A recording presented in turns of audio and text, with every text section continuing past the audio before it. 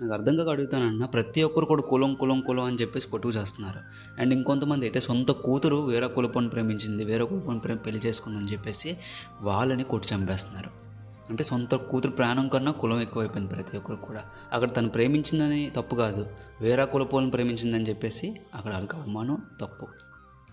నాకు అర్థం కాక అడుగుతాను, పుట్టేటప్పుడు ప్రతి ఒక్కరు కూడా తల్లి కడుపులో పుడతాం, పోయేటప్పుడు ప్రతి ఒక్కరు కూడా, అది ఎవరైనా కూడా మట్టిలో నుంచే పోతాం.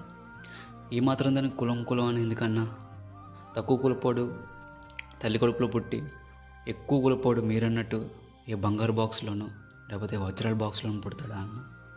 ఎవరైనా పుట్టాల్సిందే తల్లి కడుపులోనే, పోయేటప్పుడు ఎవరైనా పోవాల్సిందే మట్టిలోనే. మరి ఈ మాత్రం దానికి కులం కులం కులం అని ఎందుకు? సొంత పిల్లల ప్రాణాలు తీసేస్తున్నారో లేకపోతే ఎందుకు కొట్టుకు చేస్తున్నారో నాకైతే అర్థం కావట్లేదు. నాకైతే ఏ కులం క్యాస్ట్ ఫీలింగ్స్ అయితే లేవు.